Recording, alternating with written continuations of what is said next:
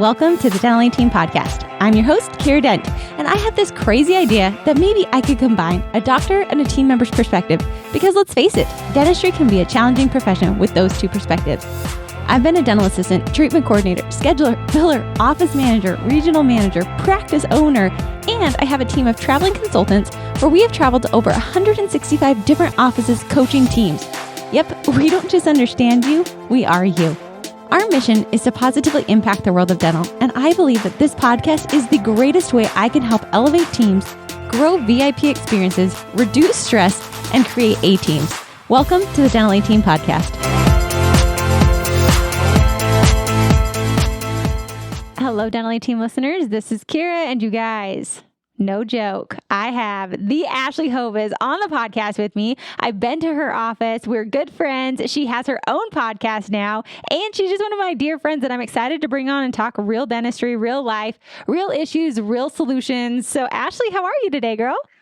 Oh my gosh, I am stoked. Like we have tried to do this recording, Kiera, for like a year in the making. And for one reason or another, I mean, you're obviously killing it at Dental 18 and all of your amazing clients. And my office has been growing and we always like set a day and time. And for whatever reason, we just could never make it work. So I'm so excited. I'm so excited to talk to you. It's so fun. Truly, Ashley and I think we've probably planned 2, 3, 4, 5 different podcasts. And you guys know Ashley has her amazing practice, Smile Co in California. I've been there. I've seen it. It's adorable. But yeah, Ashley, give us kind of a quick rundown of all the things you're doing, because I know you and George are doing a podcast now, and kind of just give us a shakedown of all the things in your world. And you're also on a website now, so if you feel like sharing that one, because we just saw your gorgeous face there. Oh my gosh. Okay, so like how much time do we have? Just fire. People are going to love this one. Oh my gosh. Okay, so I own a practice in Folsom, just outside of Sacramento, called Smile Co. I have a Facebook group. We have almost 9,000 members, The Making of a Dental Startup. I have 2 podcasts. So the first one was just me documenting my whole startup journey with Michael Arias of The Dental Marketer, and that's called The Making Of. And most recently, we started a totally new podcast with George Hariri. George he's amazing. Like I recorded with him a few times on shared practices, and we always have such a great time. And I told him, I was like, George, like, you have so much fun. Like, I have so much fun whenever we record. And it's a shame that other people don't get to see this side of you. So we had this crazy idea. I had this crazy idea. I was like, George, like, what do you say? Like, we just record a podcast, the 2 of us, and it'll be completely unscripted. We have no idea what we're going to talk about that week, but it really is just a conversation between friends. And that is called Dental Friends with Benefits. And it's been one of the highlights, one of the most important things that I feel like I've done so far in the dental industry is just like talking about the hardships, the things that you don't necessarily want other people to know about what you're going through. So we're having very open and honest conversations about that. And our practice, my practice, is growing. So I've hired a bunch of people, and now I'm here. And now here you are, which is so fun. Ashley, I think one of the coolest things that I love to watch you on is you took a startup practice, and it's actually funny.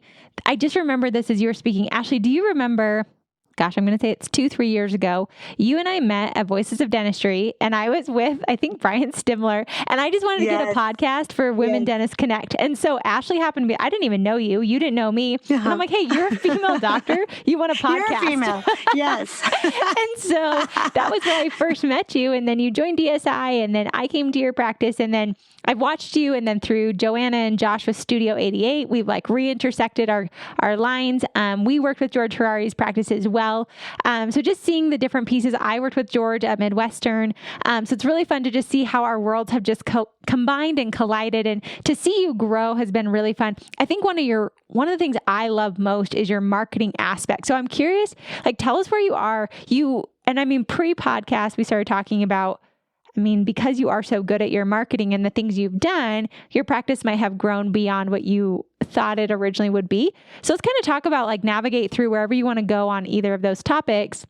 And just kind of how did you get there and where is it? And like, let's kind of dive into some of those pieces. Yeah, no, thank you for saying that. It's so interesting. So I literally had a phone call with my CPA on Saturday, and he was going line item by line item on my P&L, my profit and loss statement. And then he highlighted my marketing budget, and he's like, I think this is a mistake. And basically, he's like, are you really only spending 0.1% on marketing? And I think it's like less than $100 a month. It's marketing to me has never been about trying to just target people. It's weird. Like, so I've never done SEO. I don't do Google AdWords. I've never done mailers. And I think that for a startup, it's a very, you don't really hear that ever. No, you don't. That's very opposite of what the trend is. Usually it's like pump a ton of money into marketing to grow your practice. Right. And so I am an oddball in that I was able to just talk about who I was, and I documented my entire startup story. And so I utilized social media. It started on a Facebook Live, and it was basically announcing to everyone, to all of my friends and family, that I was finally opening my own practice. And that was the only reason why I even started a Facebook account for the practice. It was just like, oh, okay, let me be able to tell my cousins who live in Ohio, like, oh, I'm opening a practice, and then I started talking about my own fears of going to the dentist and how I had negative experiences, and also my past experiences working in other practices, and what I loved about those experiences and what I didn't like, and how I was going to do things differently, which is where my tagline, Dentistry Differently, came from. But it was just telling people who I was. And so when I say, when people think of me in marketing, I think of it more in terms of like storytelling, because it to me, it really has always been about the journey. It's been about starting out in a very saturated market. And I cried on my first video, and it was documenting just how scary it was. But I was still going to do it. I was going to finally pull the trigger, because at that point I was already 8 years post-graduation. And I was actually, so I don't know if you ever listened to my story, Kiera, but I was actually fired that day. I did not know that. Yeah. So I was let go of my associateship, by the way, that I just hated. Like, it was one of those toxic environments where whenever I drove to work, I literally had a pit in my stomach. And at any given moment during the day, I could just be on the brink of tears. It was that kind of environment where, from the outside, from the patient perspective, this was like a 5-star practice. It was, they were producing $5.5 million a year, like multiple doctors, multiple hygienists. And this was a very well-oiled machine. And I felt like it was not a place where you could really show personality. You had to be a robot. You had to say scripts. Scripts were actually memorized, like they were recited. And if you veered too far outside of those lines, you were talked to. And I am not that type of provider. Like, I am as non-conventional, I would say, as you would think of when it comes to your dentist. And I said that. I said, screw this. I'm sorry. I won't curse. This is good. You're good. I was like, I think that my point of view can be appreciated, maybe not by this practice, but maybe somewhere else. And if anything, I'm going to do things my own way. And when I started to feel like a robot at that practice, I started looking at places to buy, and nothing came to the market that I liked. And everything, everything in this area was either overpriced, or like people were putting offers sight unseen, which is crazy. Like, how do you buy a dental practice and not do your due diligence? It's just nuts. So my husband said, he's like, well, stop complaining, and if you don't find what you're looking for, create it. And that's what I did. And it's just been crazy, like just seeing where we've come these past 3 years. And apparently people have really liked the non-conventional dental experience. So I think that's what we've done differently with our marketing and branding. Yeah. And being there in your practice is not one that's normal. I loved how you said it. You wanted it to be like Tiffany and Co. That's why you called it Smile and Co. And you even have the color scheme going on. And I remember you said we've got this outdoor patio area that we just want our patients to feel very welcome. And I remember sitting in on your morning huddle, and it was about, okay, who are our VIP patients and how do we make that experience so good? And your exams are a very different type of exam than most doctors. And it's just a very different experience. And I like that you're different. I like that you were bold enough and brave enough to be different. And do you think, because I did scope your social before we got on the podcast, and I'm like, you have a decent amount of followers, but it's not this like crazy town, like you botted it out and you have all these fake followers, and yet your engagement and your stories and your likes and your posts and all of that get high engagement when you do your ratio comparison, where you look at other people who have thousands and thousands and thousands of followers and they're getting, say, 35, 40, maybe if they're lucky, likes. So what are some of the things you feel you do differently? Obviously, you're unconventional in a lot of different ways. What are some of the things you feel for startups or even doctors who've been in practice for a while that sets you apart, that gets your patients? I mean, you're a doctor who gets your patients to engage with you on social media. They are there. They're hanging out with you. They love you. They refer. They talk about you. You're a buzz throughout dentistry. I hear your name pop up in places that I'm like, how do you guys even know Ashley? But Ashley, you just pop up in all these different places. What are some of the things you feel you specifically have done to create that type of a following? I think that we have real conversations in the practice. Like, I think that it's strange because I can talk to someone about beer for like 10 or 15 minutes before we actually do their exam. Or I think patients are very intelligent. I think that when we feel the need to be a certain persona, or we feel the need to be like, this is what professional looks like. This is how you conduct yourself in a dental office. I don't have those rules like in our office. Like, we're dancing in the hallways, and then people are storying about it on their social medias. And like, I think when you actually get to know your patients and you tell them that, like, we're not going to rush this part.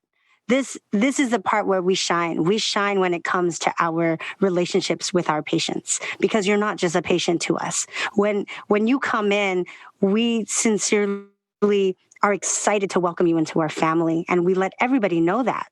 And I think when you're gonna tell them like, hey, like, it's okay to be afraid, and it's okay to sing during your appointment, and it's okay to dance with us. Like, it really, like, all the barriers just start dropping, and then patients just rave about that. They rave that they can be who they are in our office. And I think one of the biggest things that people will talk about, and it's not me, it's our culture.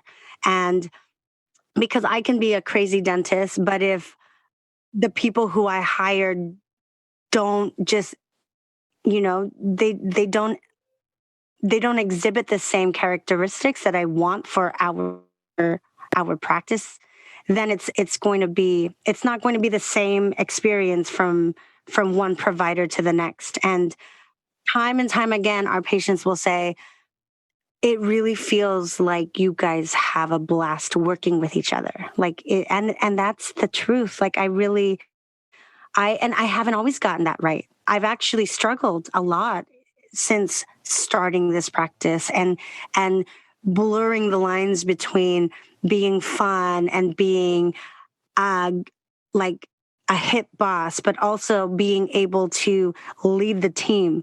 Because at the end of the day, if we're only having fun and we're not utilizing checklists and we don't have a culture of accountability and we aren't able to have those uncomfortable conversations, then it's not going to serve the patient and it's not going to serve the practice. So for me, it's been a lot of growth, especially in that respect. And as a woman leading other young females, that has been one thing that I am still needing to hone in on. And that's why I love meeting you and meeting Dr. Summer and seeing just because leading a practice, a woman-led practice, there are a lot of nuances that male dentists are never going to have to deal with. So Yeah. So let's actually dive into that, because I know when I was there when I came to your practice, I remember you told me, Kiera, I struggle, and I struggle too, Ashley. When you said that, I thought, oh my gosh, how many other people listening feel that way of, I want to be the hip boss. I want to be the person that they love to work with because I want to love to work here. I do want people to like me, but I also need to hold them accountable. So what are some of the things you've done, especially female based? I mean, I think our male doctors probably struggle with this as well. I just know, we're going to speak from a female perspective because we're both female led companies. What are some of the things you've done? Because I know this was a struggle for you. It's a struggle for me. How do you personally navigate that line of hip boss that still can hold a team accountable? Of course, we're all going to still navigate through this forever, but I'm sure in 3 years, you've learned a few things that you wish you might have been able to tell yourself 3 years ago. Right. So one of my biggest character flaws is not having, I'm like big picture. I am not so great at the details and the execution. So I'm the visionary and Judy is the integrator. And knowing what my weaknesses and what my strengths are, and then delegating for one, being able to say, you know what, this is not in my wheelhouse. And in the beginning, when I opened my practice, I tried to take on every single role. Like I wanted to manage the social media. I wanted to do all of the posts. Like I was so anal about what was said about my practice because this was my baby. And then I also wanted to micromanage everything because, obviously I could do it better, right? And I think taking a step back and realizing that you are the bottleneck in your practice. If you think you can do all things all the time perfectly, you are crazy because that's just not going to take place. So for me, realizing that and finally finding people who I trusted with those tasks. So Judy is my integrator. She created checklists. And then I have Colin, who is my clinical lead in the back. And those two people, and I have a great hygiene department. I have a COVID officer, and all of those people in those positions. One, we took personality profile assessments, and which I highly recommend. Same. Yes. So helpful. It is so helpful. It's like a roadmap to humans. Like, oh, great. This is who you are. Yes, absolutely. So I am highly disorganized. they love that stuff. They love checklists. They love knowing what they're supposed to do, when they're supposed to do it. So I gave them those tasks. And now we have clear expectations. Like, I listened to a podcast recently, and the person said, to be unclear is to be unkind. And I think that as the owner, we always think that, oh, they're probably doing this in spite of me, or like, how many times am I supposed to tell them to do it this way instead of that way? And in the end, if they don't really know what they're supposed to be doing, if it's not clearly written down and documented, then you're going to struggle, especially with growth. So, and now also, I mean, I have to get out of my comfort zone, and I say, listen, I really don't want to have this conversation with you, but I need to, because this is what I'm seeing, and this is where we can do better, or like, what do you see? What is the problem? So we're having a lot more one-on-one check-ins with each other. Oh, I love the to be unclear is unkind, because I think so often we visionaries, if you will, and I know a lot of practice owners are visionaries. That's how you start a practice. That's how you start a business. You've got this vision. You think you can do it better than somebody else. You know you can do it better. Or maybe you just want to do something differently. I know that was kind of our reason for creating Dental A Team, is I thought there's nothing out there that me as an office manager really felt was speaking to me, was growing team. So I'm like, we're just going to build this. Like, let's make that. I love what you said, dentistry differently. But I love that you said to be unclear is unkind, because so often teams are craving that. And I don't like to be the details person. I will tell you, on an Enneagram, I am a 3 through and through and through. Details are not my thing, guys. I don't think about it. I don't care. I don't care how the pen's laid until I'm up on a presentation. And then I really do care where that was at. But I'm not going to think I cared about it. Like, I need somebody else thinking of that. And so I love that you hired, like you said, to know yourself and to know your strengths and your weaknesses, and then to hire around that. Hire people, I feel, that are complementary to you, and then being willing to really have those conversations. And I feel so often, I heard a quote in a class I was in, and they said, practice doesn't make perfect, practice makes permanent. And so I've thought so often, sometimes the conversations I have or the way I portray has just become a permanent habit that I have been reinforcing for so long, and yet I can change that. So maybe I'm not good at having hard conversations, but I can change that and start practicing in that new realm and make that my permanent habit versus the permanent habit of just being frustrated because I can't have a conversation. So I love that you've started doing that, even though I literally get sweaty palms. I coach on this. I tell people how to have these conversations. Yes. But then to actually do it, I'm like, oh, okay. Like, let me pep talk myself. Like, let me listen to somebody else. So I think it's important to realize we're all in phases. But I mean, ultimately, you hit a point where it's either you have those hard conversations, or you'll come to a standstill, and your team is going to fall apart at the hands and mercy of you. Absolutely. And in my first year of practice, Kiera, I had an employee who was phenomenal with patients. She could have a conversation with anybody who walked in, and I thought she was amazing because of that. But everything that I needed her to accomplish, like chart notes, looking at lab cases, like all of those things were falling through the cracks. And it took me a year and a half of never, ever really sitting her down and saying, like, hey, this is what I'm seeing. Like, instead, I took it home with me. I was frustrated when I spoke with my husband, Brian, and I took it out on my family. And even on the weekends, I couldn't relax because I knew that I had to do this, and I still couldn't work myself up to it. And I spent so much mental energy on that. And it's like, for what? Like, why would I build a practice just so that I am not happy in? Like, it doesn't make any sense. So yeah, you got to get over it. You have to learn that growth happens outside of your comfort zone.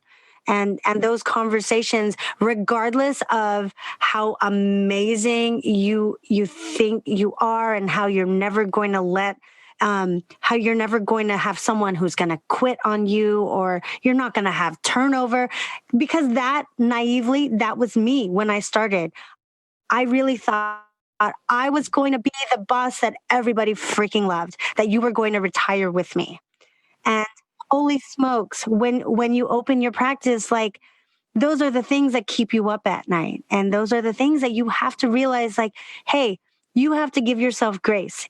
You're going to make mistakes because you're human, but you're going to learn from those mistakes. And I have made a ton of mistakes. I think we all have, right? That's why I like to talk about it. That's why I like you, because you're real, you're honest. That's why your patients love you. And equally, I always thought I'd be the best boss to work for. That, yes, I have high expectations, but they'll have high expectations, and they're going to want to work just as hard as I'm going to want to work. And we have those rosy glasses on. I remember I had a girl quit the other week. It's been a couple of weeks now. And I remember just sitting there feeling defeat. I felt, I'm the worst boss. Like, I coach on this. Who am I? I'm an imposter status. Like, I teach people how to have these conversations, and I went in with the perfect conversation, and the outcome was that it wasn't the right fit. And then I tried to justify, and I tried to say, like, well, and I didn't want to feel that way. I didn't want to say, like, well, she was a bad employee, because I'm like, she wasn't. We just were growing in two different directions. And when I ultimately held her accountable, things didn't go the way that I had ultimately hoped. And I felt a ton of defeat. And I think so often we feel that way. But I think, like you said, give yourself grace through that period, because if you can't, you're going to stay in a spot with no growth long term. You can't grow beyond that. You can't, if you're not willing to have those hard conversations, whether they choose, and the people that really do want to grow with you long term, they're going to grow, they're going to morph, they're going to appreciate those conversations, even if it's delivered maybe not as polished as you'd hope, but they'll give you that space because you do the same for them. So really realizing that also your practice will grow and morph, and the people there, you might outgrow them, or they might outgrow you, and that's okay. Yes, but that's hard, because how do you accept that, Ashley? This is me genuinely. I'm like, how do you accept that they might outgrow you, you might outgrow them, and that's okay to part ways, and it doesn't mean either party was wrong? Right. Oh man, I swear there's like learning lessons every day as the owner, and you are absolutely right. Like, you are, like, if it's a season, maybe you needed them during that season where they benefited from working with you, and you benefited from working with them. But at some point, that season may change, and you need something else.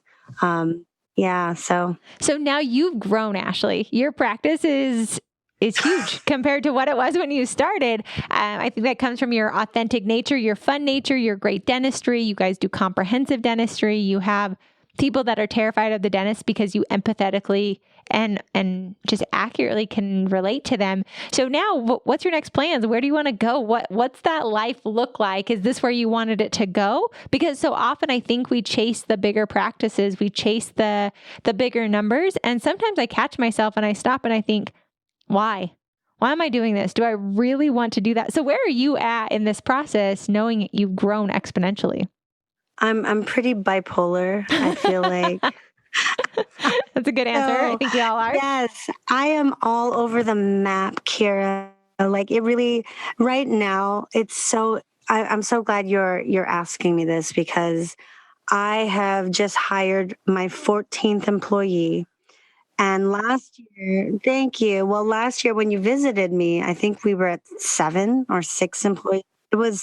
It's pretty crazy. And I just hired my second associate, and it's so, at the end of the day, what happened? Like, we're in network with a lot of PPOs, and I always wanted to be able to serve like a big part of the population. And then COVID happened, and then we had all these patients who wanted to come in finally and get dentistry done. And in my angst to treat everybody, to get everybody through the door, I kept hiring but at the end of the day, I was just talking to Judy, my office manager. At the end of the day, I'm not necessarily convinced that this was the big plan for my office, because when I built Smile Co, I mean, we started with 0 patients, and I always wanted a small boutique practice that did high-end procedures. And now I'm finding that, we've grown. I'm thinking about building my 7th operatory. We have so many people in the office just to accommodate all these patients. And is it even really what I wanted? Like I wanted to have a place where I just sat down face to face with someone and talk about how their smile affected their life, and like what I could do for them. Like how would I play the role in that? And at the end of the day, like I just hired all these people, and to tell you that I know exactly where I'm going and whether or not it was in line with my, previous vision, I would say it's completely not. And I think that when you create your like mission, vision, statement, core values, I can't even tell you how many times I have changed that. Same.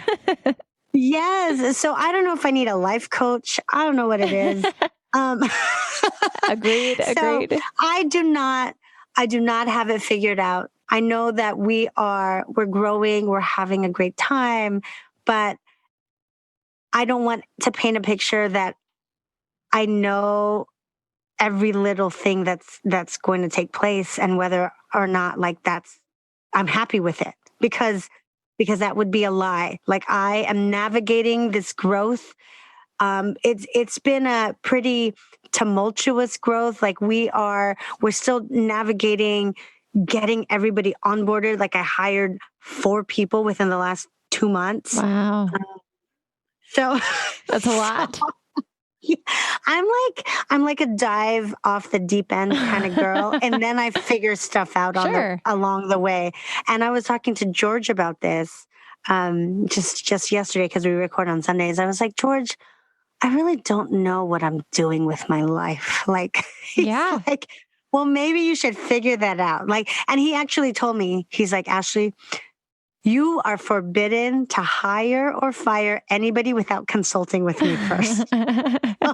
Smart. You need to have good friends that can keep you aligned on where you go. But yes. But I like a lot of the pieces that you said on there. For one, I like that you're honest to not know, because I think so often people, I don't want to say they are posers, because I think a lot of them do know, but I think people are afraid as a leader to say, I don't know exactly where this is going or if this is making me happy. I remember I don't know why. I just decided, we're going to help X amount of people in dental A team. We're going to hit X amount of revenue. And then I hit it and I thought, wait a second, why am I doing this? Like, this is literally a hobby job for me. I love it. That's why I'm good at what I do.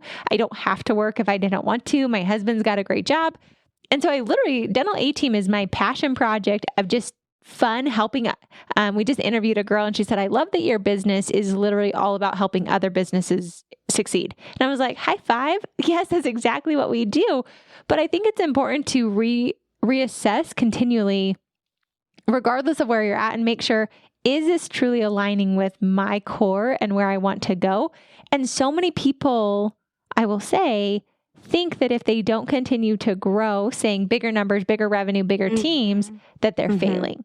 And so they chase this bigger dream, even though it doesn't fulfill them. And they're like, I don't really actually want this. But if I stop, people are going to judge me. People are going to question, like, well, why not? I have an office and they have the life. They've got their kids. They're off at 3:00 every single day. They're they're at home. They're grossing insane amounts of money.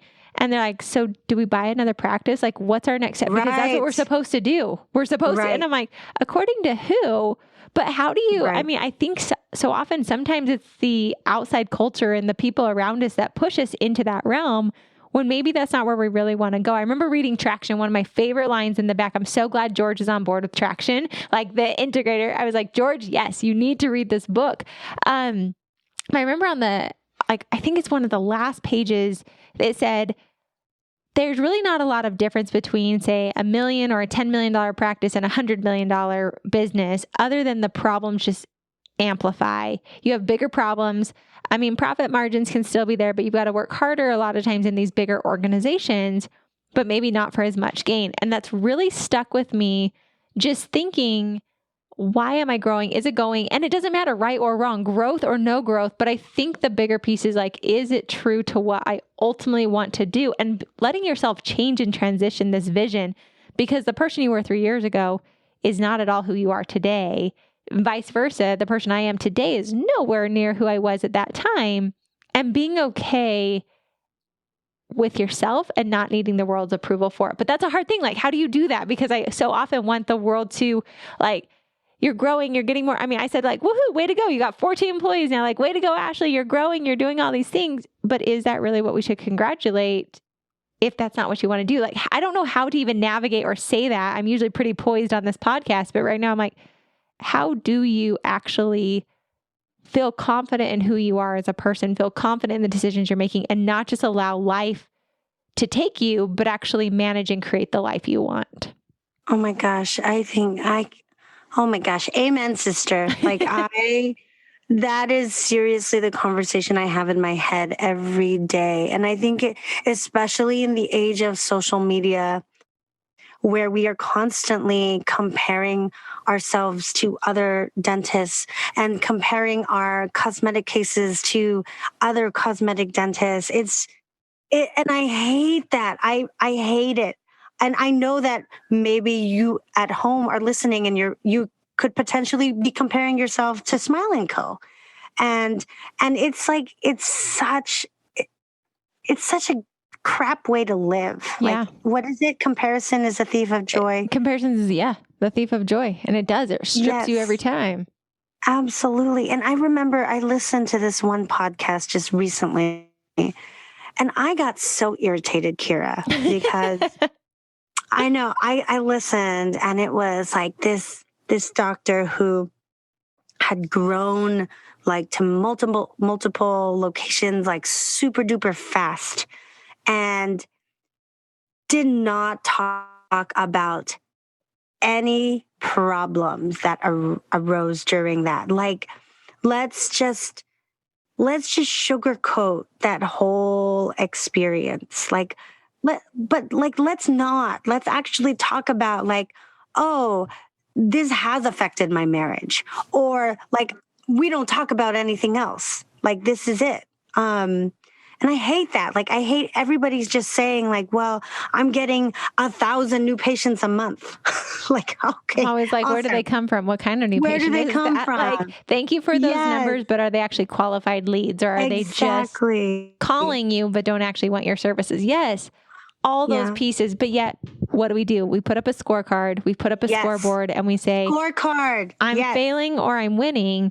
And so I think it's more, because I'm always like, okay, this is an issue. So how do we resolve it? And I think, at least for me, and I'm curious on your take, I've had to really get strong in who I am as a person. And somebody told me a quote a while ago, and they said, Kiera, live the life you want, not the one you think you should.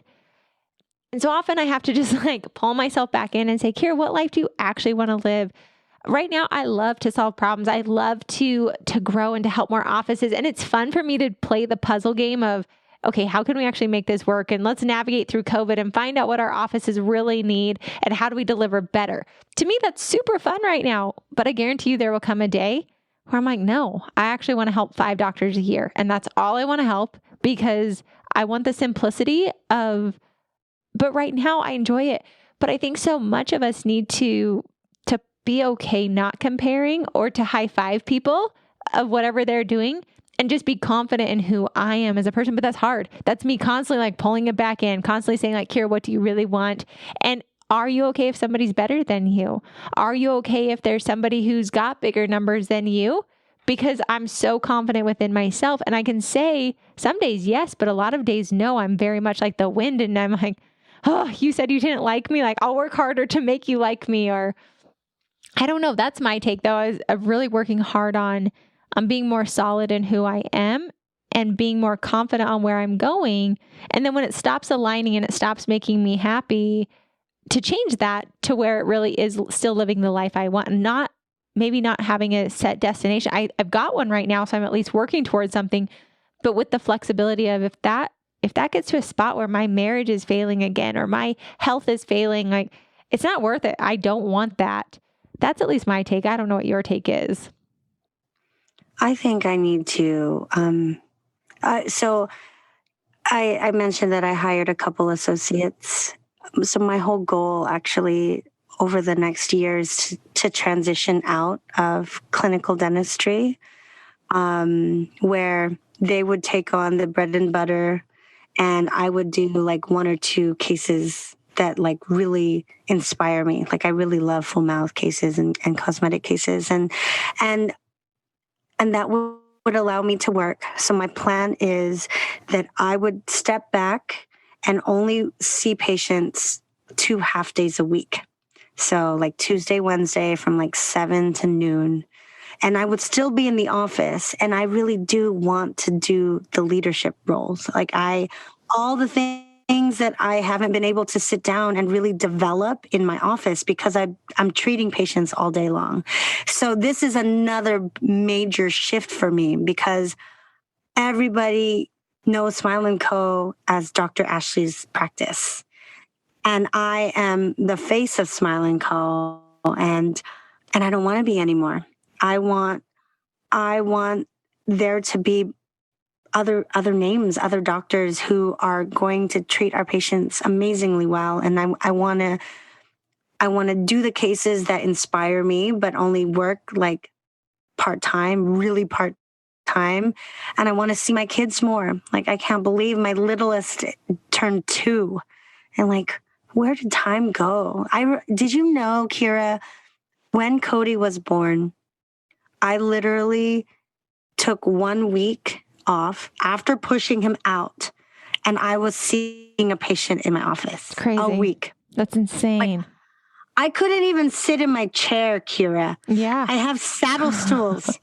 You're like, all right, we're going to just squat apparently. That's what I'm going to do. Forget the saddle. I can't do this. Yeah. So we've built the brand, we've built the practice, and now I am so comfortable with letting someone else take the lead. I really am. That's awesome. That's been huge. Yeah. That is, because I think that there comes a point in leadership where you're okay to no longer be the front face. And yes, there is same thing in dental A team. It was Kiera Dent. And now I'm like, guys, I can't travel. Like, I need to be home. That's pure insanity. But there's people just as good, if not better, that are coming your way. And I handpick them and I hand train them, and they are just as good, if not better than me. I mean, some of our coaches are better than me, and I will say that. And I want you to know that. And but I remember when I first started phasing out and not doing all the traveling, and I was trying to take more of this like back behind the scenes role, which has never been my go-to. I've always loved the front and center, like, let's play, let's have fun. There was a piece of me that felt like it was a literal dying off of Kiera, of a person that I had always been, to allow for birth of a new person and a new version of me. But gosh, that was and it still is. It's terrifying to think of that. But I do love, and I will say something I've kind of, I guess, formulated throughout our podcast today is to be okay and to embrace the seasons that we go through.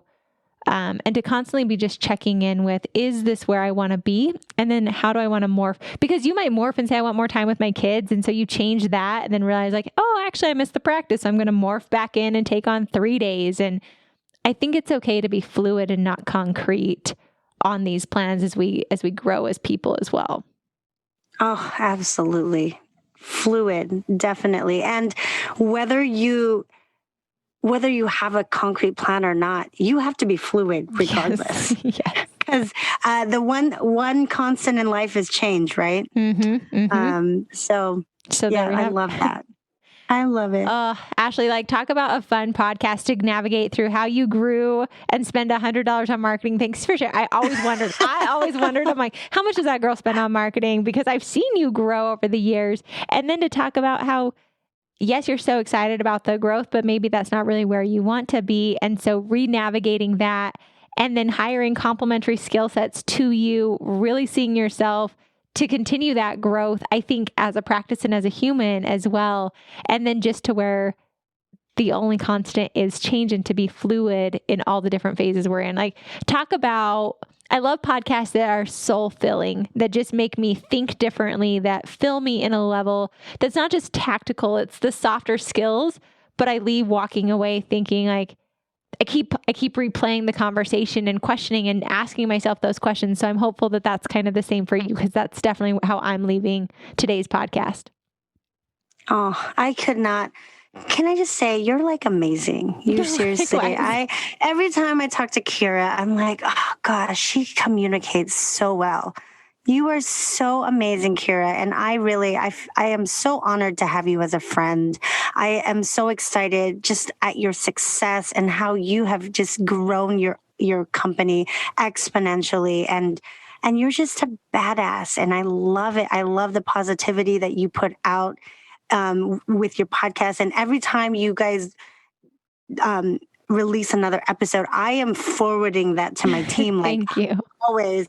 I'm always like, oh my gosh, you guys, I got to listen to this. Okay. Case presentation. Okay. Treatment coordinating. It's just so good. And yes, you're amazing. And I could not have summarized that any more perfectly than you did. And I'll just leave it at whatever you think you are seeing on social media, just know that there is always a story that is not being told in the highlight reel. And if you want to know more about that, like, contact me or listen to the podcast that we do. Because when we think that we're always in a place where we're just killing it and profitability is always crazy good and we can do no wrong, like, you are so wrong. Like, there are so many problems that arise every day. And like what Kiera said, like, everybody goes through a season, and whatever you're going through now, we've all been through it. And yeah, so thank you for your time today, Kiera. It's been an honor just to know you.